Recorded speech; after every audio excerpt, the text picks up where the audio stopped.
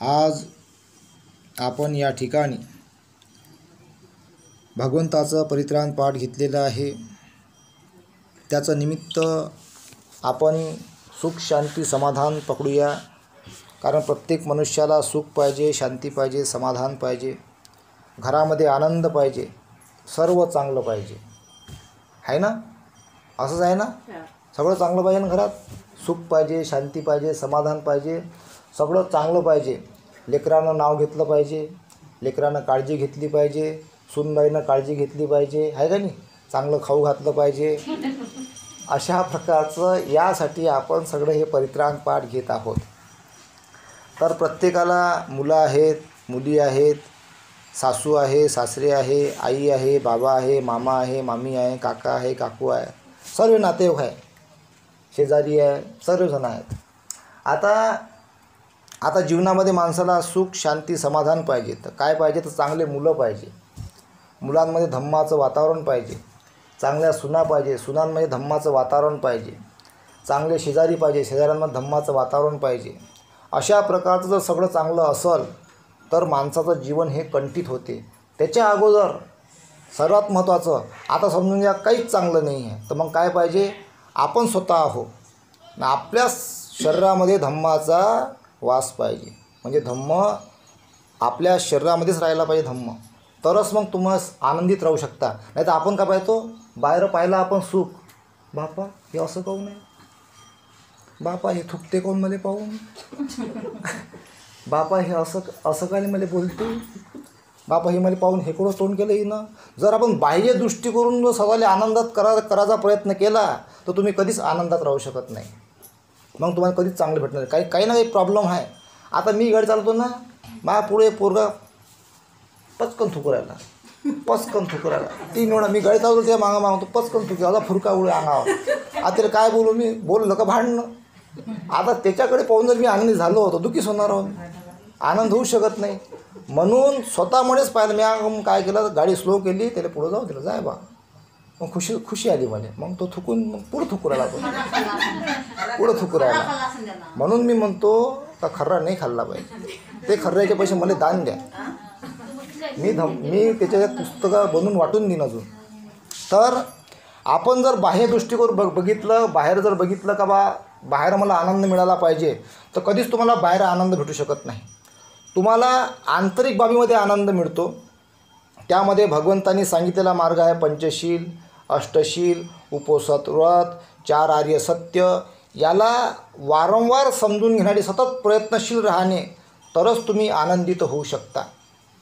आता प्रयत्न जर आपण एका घरामध्ये राहू राहिलो, आता आई चांगली आहे, पोरगा निघाला बरोबर नाही, पोरगा बरोबर धड बोलत नाही, पोरगा समजा, तर आई जर धम्मवान आहे तर आईचं कर्तव्य आहे की आपल्या मुलांना धम्मवान बनवण्यासाठी सतत प्रयत्न करत राहणे. मग त्याला प्रयत्न कसे करत राहणे? आता तो जो लहानसं बाळ असन तर ते कवळं आहे, त्याला तुम्ही जसं वाकवसाल तसं ते वाकन. तुम्ही म्हणाल बाबू इथं बस, तो इथं बसन, बाबू उठ तो उठन, बाबू हे जेव तर जेवून घेईन, बाबू हे खाय तर खाऊन घेईन. आता तो तुमच्या मताने तसं ऐकन. पण जर तो एवढा मोठा झाला, बाबू दारू नको पिऊ ना, काहून पिईन मी, पेतेच. आता नाही ऐकत. आता खोड ते मोठं झालं, मग तुम्हाला बाबू दारू नको पिऊ ना, आता ऐकणार आहे का तो? जेव्हा तो लहान होता तेव्हा त्याला ते वळण द्यायला पाहिजे होतं. लहान मग कुठं विहारात आणला की लहानपणापासून चल मग विहारात, बोटं पकडायची, चल विहारात, रोज वंदन कर. कोणी जावं न जावं, एकानंच जायचं. तिथं थोडं झाडू मारलं आपलं 5-10 मिनटं, वंदन केलं, वंदन करून शाळेत जाय.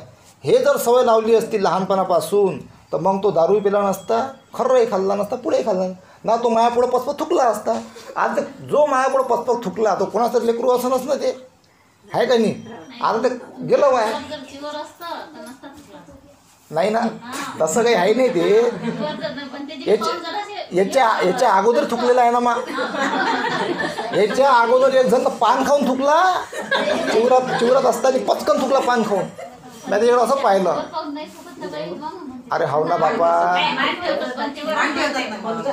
तर ह्या सगळ्या गोष्टी आहेत. तर या सगळ्या बाबीला तुम्हाला बाह्य दृष्टीकडे तुम्ही बघित राहिलं तर आनंद कधीच मिळत नाही.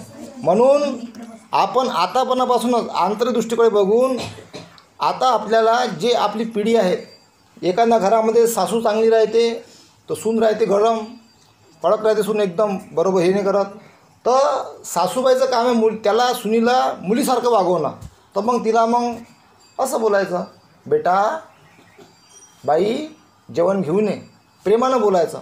आता एखाद्या घरामध्ये सून राहते गरम, सासू राहते एकदम, सूनबाई राहते शांत आणि सासू राहते गरम. तर सासूबाई जर गरम असेल तर सूनबाई जर समजदार आहे तर सूनबाईनं आपल्या सासूबाईला सांभाळून घ्यायचं. तर एकामेकाला जर तुम्ही सांभाळून घेऊन जर वातावरणामध्ये तुम्ही वाटचाल करत राहिले तर तुम्ही आपल्या जीवनामध्ये आनंदात राहू शकता. सगळ्यात पहिली गोष्ट का तुम्हाला हे पंचशील समजलं पाहिजे.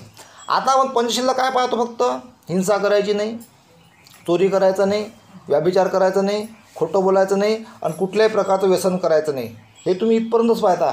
पण ह्या पंचशिलेमधल्या ज्या मार्मिक बाबी आहेत त्याच्यावर मी आता पुस्तक लिहून राहिलो, चालू आहे माझ्या लिहिणं त्याच्यावर. बारीक बारीक गोष्टी जातो मी जंगलात, तिकडं बुक घेऊन बसतो असा. तो येते सिक्युरिटी, काय करू राहिले, मी लिहून राहिलो पुस्तक.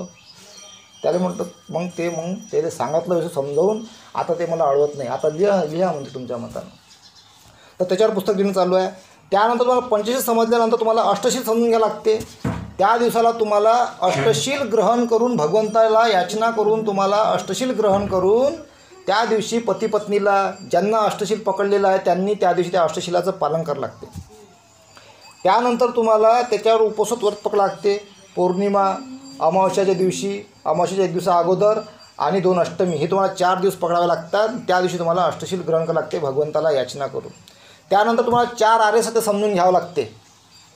4 आर्य सत्य, जगामध्ये दुःख आहे, दुःखाला कारण आहे, दुःख दूर करता येते आणि दुःख दूर करण्याचा आर्य अष्टांगिक मार्ग आहे. आता जगामध्ये दुःख आहे तर दुःख आहे, त्याला कोणी बदलू शकत नाही. आता तर 12 प्रकारचे दुःख आहेत. जाती बी दुःख, जन्म घेणं दुःख आहे, जरा बी दुःख, म्हातारपण दुःख आहे, व्याधी बी दुःख, म्हातारपणाला व्याधी येते म्हणजे रोग येते, रोग हे दुःख आहे. त्यानंतर ते मरणम बी दुःख, 4थ्या प्रकारचं दुःख आहे. प्रिय व्यक्तीचं निघून जाणे 5व्या प्रकारचं दुःख, अप्रिय व्यक्तीच्या सोबती 6व्या प्रकारचं दुःख आणि मनातील इच्छा पूर्ण न होणे 7व्या प्रकारचं दुःख आणि 8, 9, 10, 11, 12 हे रूप, वेदना, संज्ञा, संस्कार, विज्ञान अशा प्रकारचे हे 12 प्रकारचे दुःख आहे. आणि यामध्ये 108 प्रकारचे दुःख मोडतात. ते कोणते आहे, ते आपण ते माळ मोजते ना अशी, ओम मणी पद्मे हू, ओम मणी पद्मे हू, ओम मणी पद्मे हू. ते तिकडले तिबेटियन लोक असं करतात, ओम मणी पद्मे हू. ओम मणी पद्मे हू म्हणजे आपले मनकमल जागृत राहो. आता ते एक माध्यम आहे काहीतरी मनासाठी, ते तो एक त्याचा प्रकार आहे. पण त्यामधूनच बुद्धिझममधूनच त्यांनी इतर लोकांना कर्मकांड तयार केला. बुद्धिझममध्ये कर्मकांड नाही आहे, पण त्यांनी त्याचं विद्रुपीकरण केलं. काही जणांनं कर्मकांड केला, तो भाग वेगळा, पण त्या मनीचा अर्थ असा होतो ओम मणी पद्मे हो. 108 प्रकारचे असते ते, आता 108 प्रकारचे दुःखही आहे आणि 108 प्रकारचे सुखही आहे. तर अशा प्रकारचे ती वाटचाल करत राहते. तर आता जगामध्ये दुःख आहे हे पहिलं आर्य सत्य, हे समजून घ्यायचं. त्या दुःखाला कारण आहे. आता समजून घ्या, आपल्या एखाद्याचं दुःख आहे का, समजून घ्या आता संसार झाला बा, नवीन संसार आहे, आता दुःख आहे ते. दुःख काय, आता घरातला किराणा संपला, हे दुःख आहे. आता घरातला किराणा संपला असं हे जर दुःख आहे, कारण भाजीले काही नाही, डाळ संपली, तांदूळ संपले, गहू संपले, हिरोती संपली, मीठ संपलं, सगळा मसाला संपला, समजून घ्या पुरा किराणा संपला, आता हे दुःख आहे. आज तो माणूस म्हणजे कामालाच नाही गेला, तर कामालाच नाही गेला ते किराणा येणार आहे काय. जर हे दुःख आहे, जर किराणा संपला, दुःखाचं काय कारण आहे, कामालाच गेला नाही, पैसेच नाही जवळ, तर किराणाच नाही. तर दुःख जर दूर करायचं असेल तर कामाला जावं लागेल. म्हणजे ते असल्यावरच त्यांनी अगोदरपासून कंटिन्यू सवय असली पाहिजे कामावर जाण्याची, तर ते पैसे कमवावं लागेल, किराणा आणावं लागेल, म्हणजे त्या एक दुःख तुमचं दूर होऊन जाईल. अधिक दुसरं दुःख दूर होते, तयार होते. म्हणजे दुःख दूर होते, दुःख तयार होते, दुःख दूर होते, दुःख तयार होते. भावचक्र असं असते संसारातलं. दुःख दूर होते, दुःख तयार होते. आता माझे दुःख राहते कधी गाडीत पेट्रोल सडते, पेट्रोल सरलं, हे झालं दुःख. आता पेट्रोल भरावं लागेल, मग पैसे लागते, मग दान पाहिजे, मग दान कुठं भेटत हे शोधावं लागते. मग दान ऑनलाईन दोस्ताला फोन लागते, टाक रे पैसे टाक अकाउंटमध्ये, दान दे काहीतरी. मग दोस्त चांगले आहे माझे, अकाउंटमध्ये सध्या दान पाठवते. जर समजा दान बंद झालं तर माझे दुःख अजून वाढा. मग पुस्तक आहे माझ्या पैसे छापलेले, मग ते ऐकतो मी, त्या माध्यमातून मला पैसे मिळते. दान एक तर त्यांना म्हणतो बा हे तू दान स्वरूपात घे, दान स्वरूपात पैसे दे किंवा विकत घे. मग त्याच्या बाजूने पैसे मिळतात मला, माझं गाडीचं पेट्रोल पाणी भागून जाते. तर अशा प्रकारे छोटे मोठे दुःख आपल्या जीवनामध्ये येत राहतात. काही जण असे आहे का जाणून बुजून आपल्या अंगावर दुःख ओढून घेतात. आता दारू पिणं कोणत्या पुस्तकात लिहिलं शाळेचे का बाबा दारू पेत जा, 10वी ग्रॅज्युएशन झाल्याच्या बाद मोठं झाल्यावर तुम्ही दारू प्या बा, कोणत्याही पुस्तकात लिहिलं आहे काय? पण लेकरं मोठे झाले का चालले दारूच्या मागं, दारू पेटतात. सरकारने फायदा आहे ना. बघा, दारू सरकारनं जरी नास्ती काढली तरी त्या झाडावर काढली त्या मोहाची झाडू राहते, पहिले ते तळेत ताडी, ते नशाच आहे. मडकीला झाडाच्या मडकी. तो कोणी तुम्हाला जबरदस्ती पाजत नाही, पिऊस नका बन, ॲटोमॅटिक सगळे दुकानं बंद होते. कोणी तुम्हाला जबरदस्ती पाजत नसते, कारण हे अधिक वाढणार आहे. आता पहा तुम्ही ह्या रस्त्यानं जा, तुम्ही अमरावतीपर्यंत जागोजागी आहे बिअर बार, दुकानच दुकान आहे. आता ते म्हणते का जबरदस्ती ओढते चल दारू प्यायले, असं म्हणते कोणी? कोणीच नाही म्हणत. माणसाला ते सवय लागली आहे, जिभीला चटक लागली आहे, म्हणून तो दारू पितो. तर मग दारूपासून हानी काय होते? किडन्या खराब होते, पैशाचा नासोडा होते, पैसे संपून जातात, मग तो घरातले भांडी विकते किंवा मग घरामध्ये त्रास देते. तर विविध प्रकारच्या माध्यमातून आजार तयार होतो. हे दुःख आपण आपल्या हातानं आपल्या अंगावर ओढून घेतो. तर हे दुःख आहे आपलं. दुःखाला कारण दारू पेला, पैसे सरले, हे दुःखाला कारण. त्या आता हे दुःख दूर करता येते. कसं दुःख दूर होते? दुःख दूर करता येते. मग काय करावं लागेल? दारू सोडा लागेल. जर वेळ असेल तर. जर किडन्या चांगल्या आहे तर दारू सोडू शकते, किडन्या खराब झाल्या मग दारू सोडतो, आता काही फायदा नाही, वेळ निघून गेली.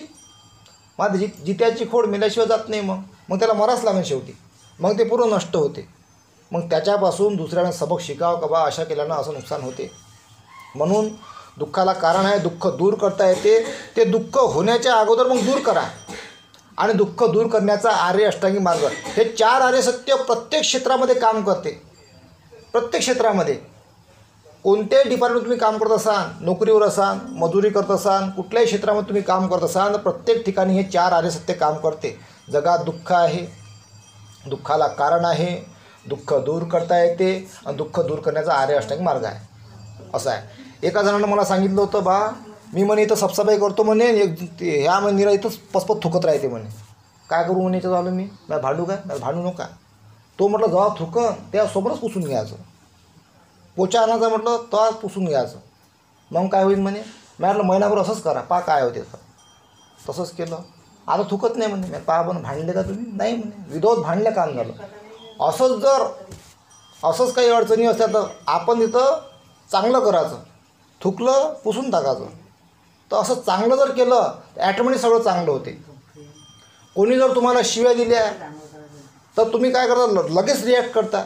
रिॲक्ट नाही करायचा, शांत राहायचं, काहीच नाही. त्या शिव्या घेतो का आपण? घेतल्यानं लागते. जर असं घेतलं ना आपण, ते शिव्या लावून घेतल्या म्हणा, रोजच भांडणं होते. मग आता मी जर बोललो असेल तर भांडणं झाली असते. मी शांत राहिलो, बोलायचं कामच नाही. कुठं कसं प्रसंग, माणूस आपल्या हातानंच ते भांडणं ओढून घेते अंगाले. हां, मग ते कुठं आहे का एकदमच बा आता जास्त हे होऊ राहिली. बुद्धाचा मार्ग हा लय शांतमय आहे. तुम्हाला त्या मार्गानंच का नाही थोडा वेळ लागन, पण प्रत्येक काम होते. थोडा वेळ लागन पण प्रत्येक काम होते. जर तुम्ही अन्याय होत असन तर तिथं तुम्हाला काही बोलावं लागेल, त्याचं तुम्हाला उत्तर द्यावं लागेल. ते तुम्हाला कृतीमध्ये कायदेशीर मार्ग त्याची तुम्हाला मार्गक्रमण करावं लागेल. कारण ते तुमच्या नियमात जर बसते तर ते तुम्ही करायला पाहिजे. तर आपण आपल्या जीवनामध्ये जर ह्या सर्व बाबी पंचशील, अष्टशील, उपसतव्रत, 4 आर्य सत्य जर जोडून त्यानं त्या दिशेनं वाटचाल जर आपण करत राहिलो तर आपल्या जीवनामध्ये सुख, शांती, समाधान नांदत असते. आणि यामध्ये सर्वात महत्त्वाचं आहे, जेव्हा इतरांपाशी पैसा येते, पैसा. आता म्हणतात ना का बा मी पंचशिलाचं पालन करतो, अष्टशिली पकडतो, उपसती पकडतो आणि 4 आर्य सत्य मी समजले मला, तरी माझ्या जीवनामध्ये दुःख आहे. पहा किती गंभीर प्रश्न आला एखाद्याचा. का बा मी पंचशिलेचं पालन करतो, अष्टशिलेचंही पालन करतो, 4 आर्य सत्यही पाळतो, 4 उपसतही पकडतो, तरी माझ्या जीवनात दुःख आहे. मग किती गंभीर प्रश्न आहे हा. मग तिथं त्यांना काय लागू आहे? बम पैसा आहे, बम श्रीमंती आहे, पैसाच पैसा येऊ राहिला. त्याला मग काय करावं लागते माहिती आहे? 10 पारमिता लागू होते. मग श्रीमंती आल्यावर 10 पारमिता. पंचशिली पाळून राहिला, अष्टशिली पालन करत आहे, 4 आर्य सत्य समजले, उपसतही पालन करते, तरी दुःखी आहे, समाधान नाही आहे, त्रस्त आहे. मग त्याला काय लागू होते? त्याला लागू होते मग 10 पारमिता. एक एक पारमिता लय भयंकर मोठी आहे ते. मग त्याला पारमिता लागू होते दान पारमिता. दान करावं लागते. मग भगवान बुद्धाच्या हिशोबानं 100 रुपये कमावले असेल 25 रुपये दान करावं लागते. अनाथ पिंडकासारखं अनाथ पिंडकानं 100% दान केलं, तेवढं मोठं नका करा, 25% करा. 25% म्हणजे 100 रुपये कमावले 25 रुपये दान करावं लागते. आणि बाबासाहेबाच्या दृष्टिकोनातून 100रातले 5 रुपये दान करावं लागते. ते तुम्हाला करावंच लागते, दुसरं ऑप्शन नाही आहे. जर नाही केलं तर मी नेहमी सांगत असतो काय काय होते काय होते. मग ते पैसे तुम्ही जर लपून थांबून ठेवले खोटं बोलले तर अधिक दोष वाढते. मग खोटं जर बोलले तुम्ही अधिक दोष वाढते. खोटं नाही बोलला, प्रामाणिकपणे 1 लाख पगार आला काय, हां बाबासाहेब दुसरे 20 भाग 5 रुपये वेगळे काढून ठेवा आणि ते सामाजिक कार्यासाठी खर्च करा प्रामाणिकपणे. गरीब मुलीवर, आपल्या भावासाठी, भाऊ जर गरीब असन मजुरी करते त्याच्यावर, आपल्या बहिणीवर, बहीण गरीब असन तिच्यासाठी, तिच्या मुलांसाठी आणि आपल्या परिवारासाठी, नातेवाईकासाठी, आपल्या समाजासाठी तो कमाईतला 20 भाग खर्च करावा लागते. म्हणजे करावा लागते. जर नाही केला, खोटं बोलले तर अधिक दोष वाढते. आणि जर नाहीच केला, खोटंही बोलले तर मग काय होते, लकवा, ॲक्सिडंट, मिरगी, येणारी पिढी. मग तुम्ही काय करता, स्वतः येणाऱ्या पिढीला दोष लावता. मग म्हणते बैरस पोरं जन्माला आलं, डोळ्यानं गेलं, डोक्यानं गेलं, हृदयाचा प्रॉब्लेम, अपंग, असं होऊ नये. मी बाप मला किती काळजी आहे, किती काळजी आहे, मी बारकाईनं सांगू राहिलो. असं होते. आपण काय चोरतो पैसे. आणि जे लोक अधिकारी झाले, कर्मचारी झाले, बंद पगार आहे, 1,50,000, 1 लाख, 1.5 लाख असे पगार आहेत यायले. त्याचं इथं मजूर माणसं 10,000 रुपयात भागते. याचे 50 पगार तरी भागत नाही, तरी पैसे चोरते. याचे पैसे खाऊ दे, त्याचे पैसे खाऊ दे, इकून घुस खाऊ दे, तिकून घुस खाऊ दे, लुटू दे. आणि असे जर करत असतील, आणि जे लोक एक्झाम भरतात त्यामध्ये मोठे मोठे अधिकारी असतात, IPS अधिकारी, IAS अधिकारी, UPSC MPSC मध्ये अधिकारी असतात, त्यांच्या अंडरमध्ये एक्झाम होते मोठ्या मोठ्या. याच्यामध्ये मी असं ऐकलेलं आहे का हे 5 लाख, 10 लाख, 15 लाख, 20 लाख रुपये घेतात, खातात पैसे आणि त्यांचे मार्क वाढवून त्याला चुकीच्या माणसाला पास करतात. आणि मेहनत करणारे पोरं मागं राहतात. असे जे लोक करून राहिले. आता हे जे मी बोलू राहिलो हे रेकॉर्ड होऊ राहिलं, हे जे ऐकू राहिले तर अधिकारी त्यांना ऐकून घ्या काय सांगतो.